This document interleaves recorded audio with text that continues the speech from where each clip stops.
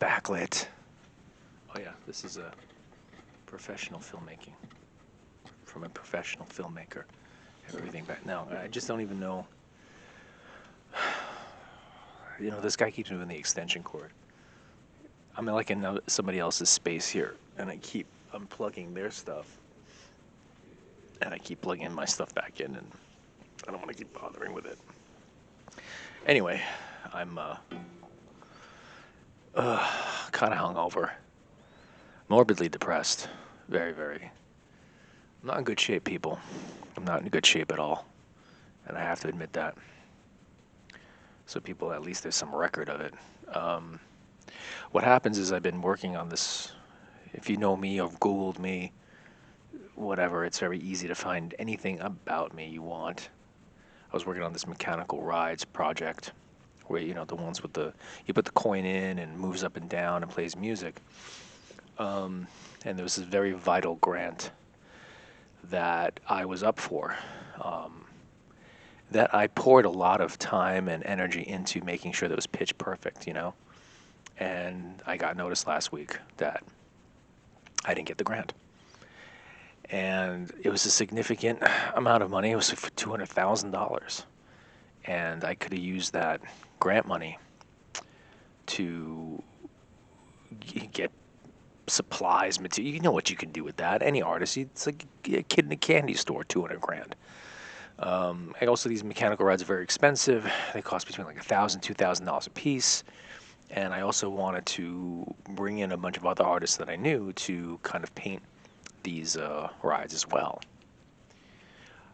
to make it like a big citywide project. I knew a guy that has a whole bunch of them. He's got like over like 150, 200 of them upstate that needed servicing. And, this is something I could have got sorry, I'm still drinking.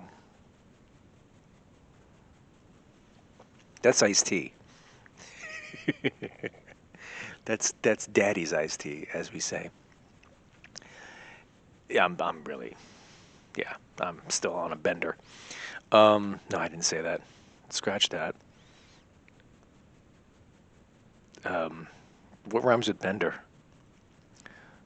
Lender. I'm in a I'm in a 3-day lender. I've been giving people money everywhere. Anyway, so I failed. I failed. I failed, and I feel like a failure. I don't even want to get out of bed. I can't even look at the reflection in my own mirror. I feel like I just want to punch the mirror. I just want to break every piece of glass and cut my face up. I am despondent. I am completely and totally despondent because this is a project that could have funded me. Because this is what artists do. We at least some of us, we go from commission to commission or sale to sale, and then at least someone like me, I don't really have too many indulgences. Yeah, I do drink, but I don't really travel. I don't travel at all. I don't really go out much. It's pretty much spend my everything that I do and everything that I sell or whatever ideas I have goes immediately back into art supplies. So I can make more stuff. Basically, it's just an endless cycle. And some of that money is used for living expenses, making sure that I have food in my stomach and I guess some booze, right? I don't spend money on women. There's no women to even be around. No one wants to be around such a kook like me. I'm a kooky guy. Hard pressed and kind of really, focused on trying to have a name and make an impact. And these things are important in terms of legacy. This is going to be a legacy project. But now it's evaporated and it's gone. And I put a lot of work into these rides. I put a lot of work into 5 rides. I can't get those rides back. The guy I'm working with, he wants $1,600 a piece for the work that I already did because it's his rides ultimately. And the deal we had is that he would give me the space where he had the space in Brooklyn. I would paint them and put my heart and soul into these things. And then we would split the profits. I would sell them at a premium, like I did with the parking meters too.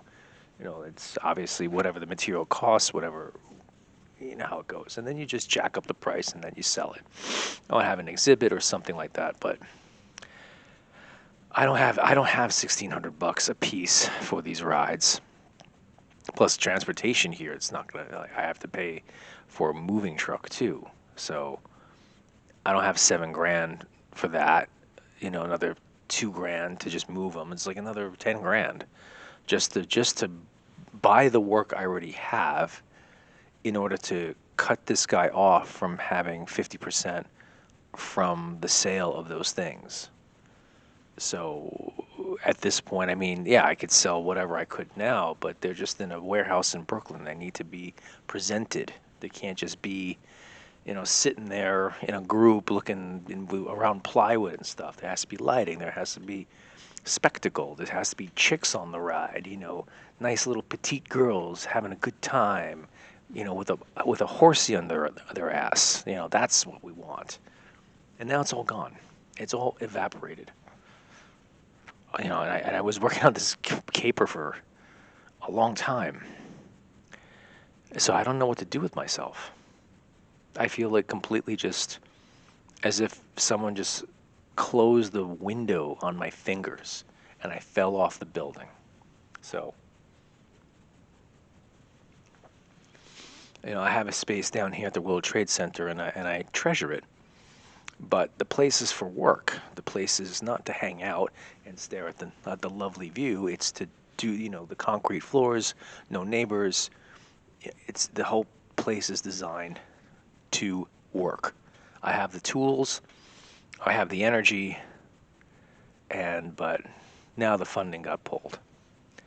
So yeah, I'm in bad shape. That's why even with the light off, I don't care. You don't need to see the dark circles under my eyes and the endless tears that have streamed down my face, that have carved canyons into my cheeks like the Grand Canyon. Yeah, I'm a little bit emotional and I'm a little bit dramatic. Yeah, of course. Well, when are you going to be dramatic, right? As an artist, that's what we do. We have to have drama. I'm not doing drama on purpose. My friends, I yelled at all my friends, cursed them out, texting them all crazy, stupid things. But what am I supposed to do? I feel pretty terrible. And it's just like, and they're like, well, I got my one friend. He's like, well, that's what you get for having expectations. Did you really think you were going to get it? And it's just like, really, dude? Sometimes this is a guy who doesn't dream. This is a guy who doesn't wish for anything. He has a terrible father.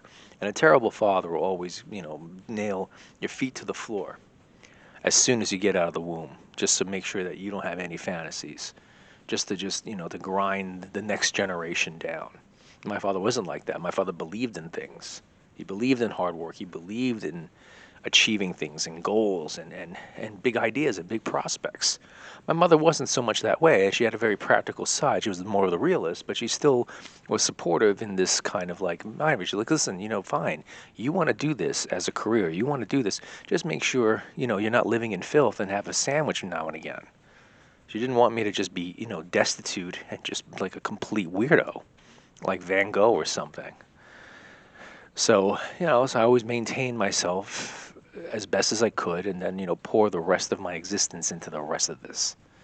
And so I've been on that balance beam for many, many, many years. So with the friend of mine, he's like, well, why, like, did you really think it was going to happen? Did they really think you were going to get a grant money for a bunch of, old mechanical rides? I'm like, yes, I did. I did think so. And my failure reaffirms the fact that he won't dream. When he sees me, he stays at home. And just like most people too, they just watch me. They observe me. They're like, it's almost like I feel like I'm around sociopaths my whole life. They watch me and they watch me and they watch me. And they're just waiting for me to fall flat on my face. And I did. And it reaffirms their thing. It's like, well, I'm glad I stayed home. I'm glad I didn't do anything because look what happened to Conrad. Look what's going on to him. He's completely twisted inside out. He's completely bent out of shape. And and why? For what? By just stinking all rides because of paint, because of ideas, because of ambition, because ideas of legacy, and really sinking his time and energy into a project that just sounds so wackadoo. So yeah, so they're comfortable. I reaffirm their comfort. I reaffirm the fact: don't do anything with this life.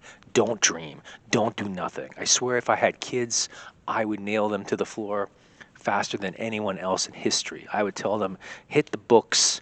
Don't say anything. Don't do anything with this life. Just keep your head down and make sure you don't even make eye contact. Just, shine shoes for the rest of your life and then go into an early grave. That's what I would recommend to anyone at this point. Because who needs this? Because I don't know what to do with myself next. I don't have any. It's not like I can come up with ideas like a rabbit out of a hat. I appreciate my studio mates here. My studio mates have it easy. You know why? I'll tell them why they have it easy. Because they can just go buy canvas and paint something. I can't do that. I don't paint. My paintings are terrible. I can't paint. I can't even draw. I can barely sign my own freaking name.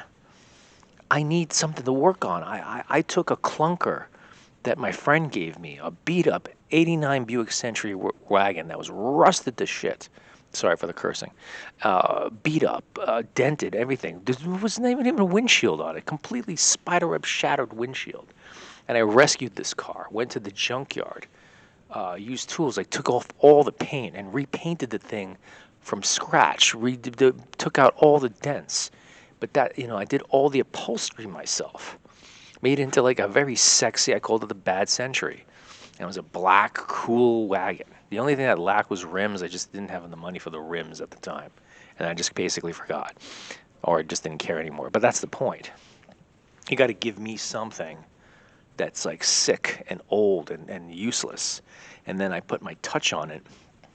And then it's something great. Or at least I try. But I don't do things like from scratch.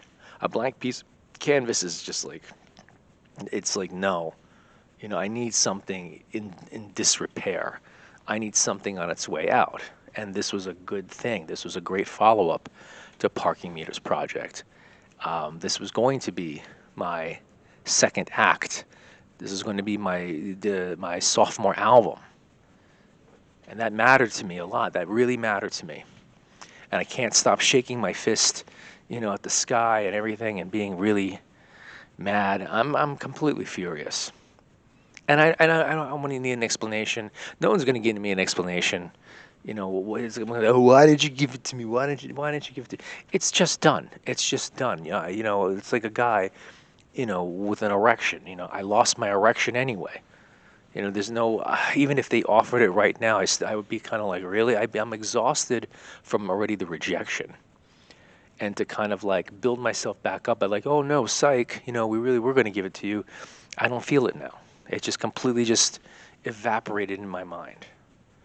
So if anyone out there has 200 grand, you can Zelle me or get in touch with me